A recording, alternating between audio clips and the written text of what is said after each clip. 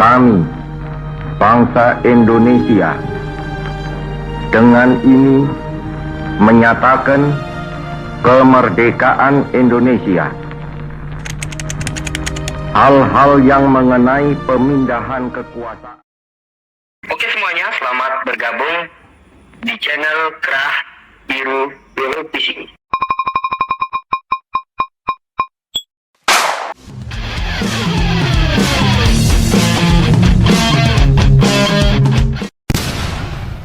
Sebelum mulai, alangkah baiknya teman-teman untuk subscribe Kerah Biru TV agar setiap waktu kita diisi oleh Khazanah Keilmuan. Perang Aceh tahun 1873-1915. Perang Aceh Belanda atau disingkat Perang Aceh adalah perang Kesultanan Aceh melawan Belanda dimulai pada 1873 hingga 1915. Sultan Aceh Muhammad Daud Shah menyerah pada Januari 1904, akan tetapi perlawanan rakyat Aceh yang dipimpin oleh raja-raja feodal atau Ule Balang dan para ulama dengan perang gerilya masih berlangsung hingga 1914 dan perlawanan sporadis rakyat Aceh terus berlanjut hingga 1942. Latar belakang perang ini pula diakibatkan dari Perjanjian Siak 1858. Sultan Ismail menyerahkan wilayah Delhi, Langkat, Asahan dan Serdang, Sumatera Utara, kepada Belanda, padahal daerah-daerah itu sejak Sultan Iskandar Muda berada di bawah kekuasaan Aceh. Belanda melanggar Perjanjian Siak, maka berakhirlah Perjanjian London tahun 1824. Isi Perjanjian London adalah Belanda dan Britania Raya membuat ketentuan tentang batas-batas kekuasaan kedua daerah di Asia Tenggara yaitu dengan garis lintang Singapura. Keduanya mengakui kedaulatan Aceh.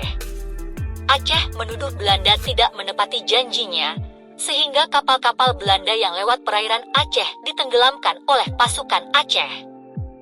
Perbuatan Aceh ini didukung Britania pada waktu itu.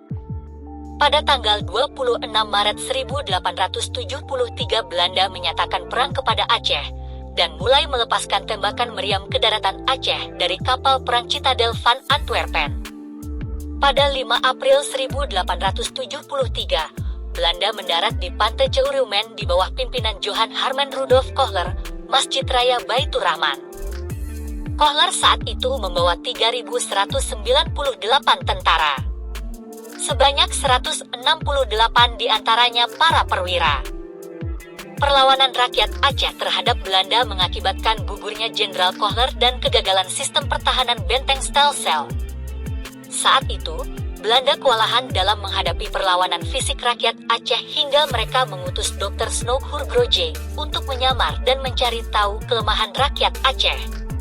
Belanda kemudian menemukan cara untuk mengalahkan perlawanan rakyat Aceh dengan politik adu domba antara golongan bangsawan dan ulama Aceh.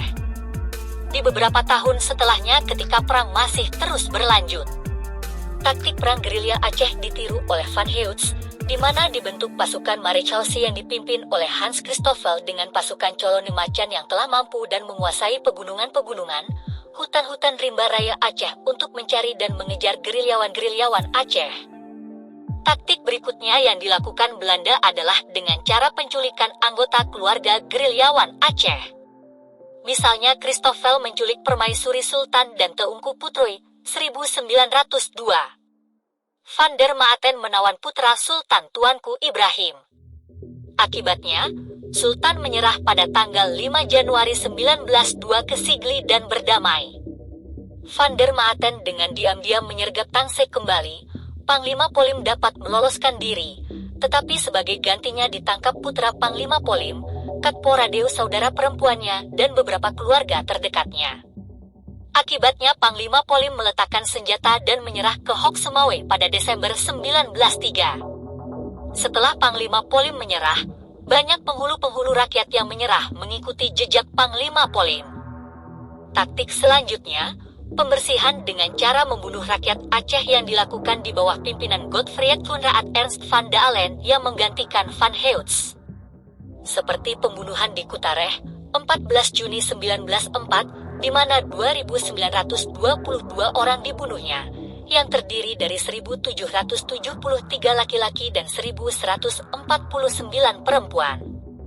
Taktik terakhir menangkap Kat Nyak Jien, istri Teku Umar yang masih melakukan perlawanan secara gerilya, di mana akhirnya Kat Nyadin dapat ditangkap dan diasingkan ke Sumedang.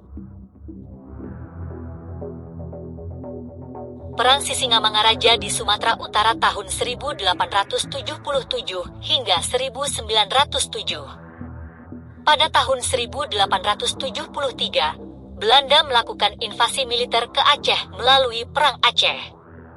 Kemudian, Belanda melanjutkan invasi ke Tanah Batak pada 1877-1878. Para raja kampung Batak, Hut A, yang beragama Kristen menerima masuknya Hindia Belanda ke Tanah Batak, sementara Raja Bangkara, Sisingamangaraja XII, yang memiliki hubungan dekat dengan Kesultanan Aceh, menolak dan menyatakan perang.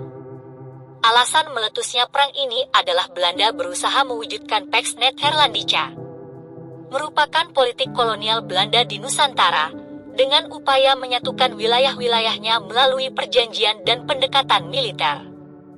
Sisingamangaraja XII sebagai Raja Batak, pada saat itu menolak adanya upaya penyebaran agama Kristen yang dilakukan oleh para misionaris Belanda di wilayah Batak.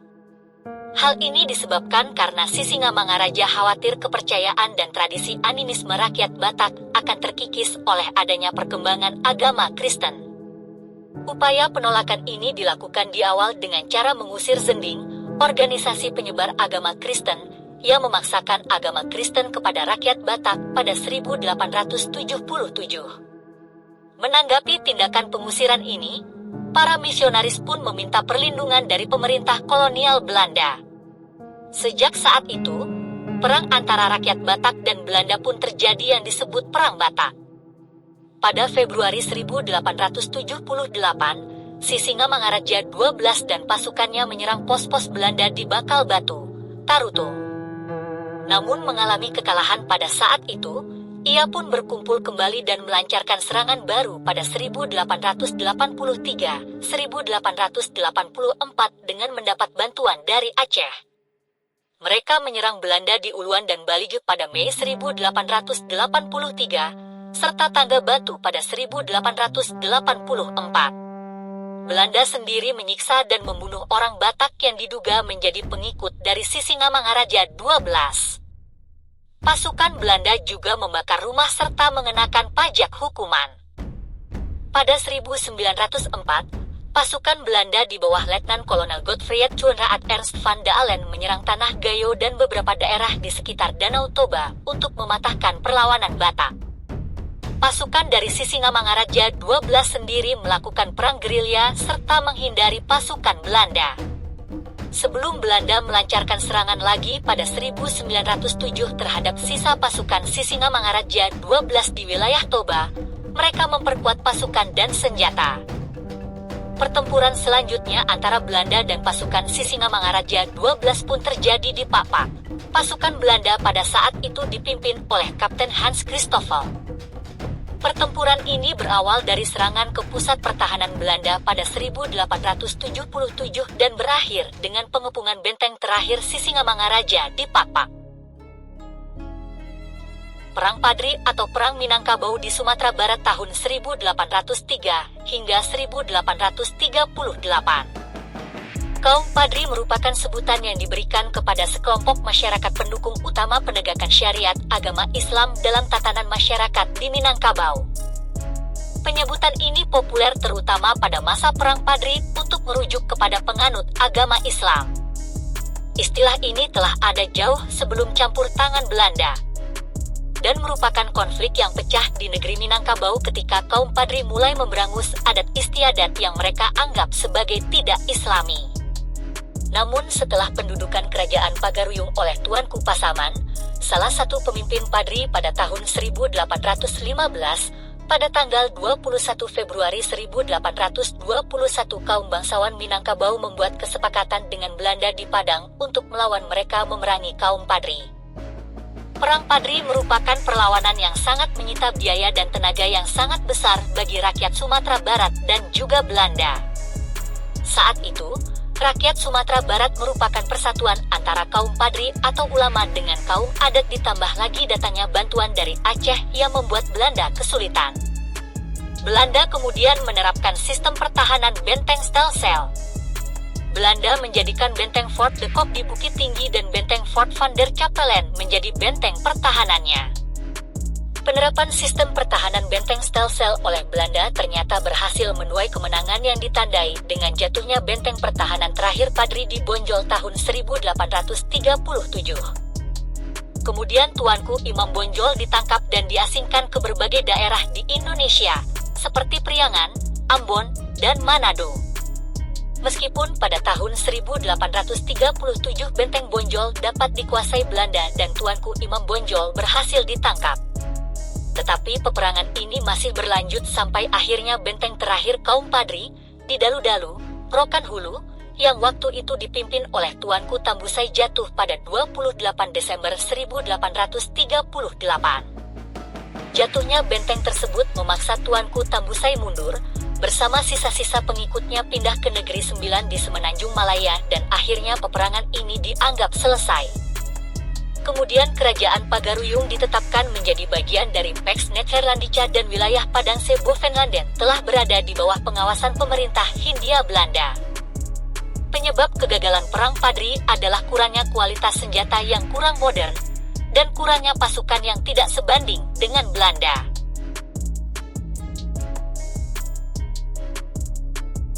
Perang Saparua di Ambon tahun 1817 hingga 1829. Sikap bangsa Eropa ingin memonopoli hasil bumi seperti rempah di Indonesia sangat menyakiti rakyat. Seperti di Maluku, kolonial Belanda menerapkan berbagai kebijakan yang menyengsarakan bangsa Indonesia seperti kewajiban kerja paksa, penyerahan hasil kelautan, memberhentikan guru demi kehematan, menjadikan kelompok muda sebagai tentara, dan ketidakmauan Belanda untuk membayar terhadap perahu yang dipesannya. Menghadapi hal tersebut, para tokoh dan pemuda di Maluku sepakat melawan kekejaman kolonial Belanda. Terjadilah perang antara Belanda di bawah pimpinan Van den Berry dengan Maluku di bawah komando Christina Matahatiahau, Thomas Patiwail, dan Lukas Latumahina, yang mana Indonesia mampu menguasai benteng Duurstede. Belanda meminta bantuan dari Ambon lewat jalur perairan tetapi digagalkan oleh pasukan Pattimura.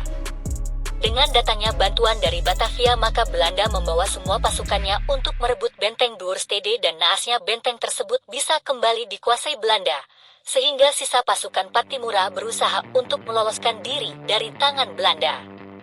Setelah berbulan-bulan terlibat pertempuran, Belanda berusaha menyelesaikan perang dalam waktu dekat.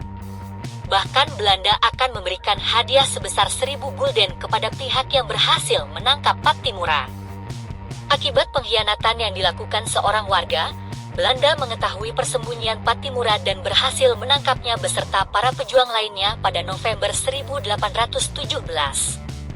Pattimura akhirnya dijatuhi hukuman mati pada Desember 1817 di Benteng Victoria, Ambon. Peristiwa ini menandai berakhirnya Perang Saparua. Selama 6 bulan melakukan perlawanan, akhirnya Pattimura tertangkap dan pada 16 Desember 1817 Pattimura dihukum gantung di alun-alun kota Ambon, sedangkan pimpinan lainnya seperti Christina Matahatiahau dibuang ke Jawa untuk bekerja rodi. Perlawanan pasukan Pattimura pada tahun 1829 di Saparua merupakan kelanjutan Perang Pattimura 1817. Sebab musabab yang mendasari Perang Pattimura juga menjadi alasan bagi pasukan Pattimura untuk melakukan aksi.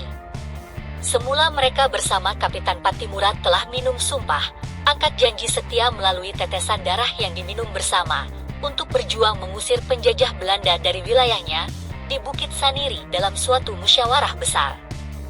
Namun dikarenakan terjadinya kebocoran informasi perlawanan, di mana salah satu surat yang ditujukan untuk Raja Saparua jatuh ke tangan residen, akhirnya rahasia perlawanan bocor dan pemerintah Hindia Belanda mengambil langkah-langkah pengamanan dan menggagalkan usaha para kewang yang telah bertahun-tahun mempersiapkan rencana itu. Perlawanan pasukan Pattimura di Saparua tahun 1829 yang bekerja sama dengan serdadu Saparua di Ambon itu pun gagal. Mereka ditangkap dan diajukan ke pengadilan negeri di Ambon. Pergolakan rakyat di daerah ini berakhir di sini. Perang Diponegoro tahun 1825 hingga 1830.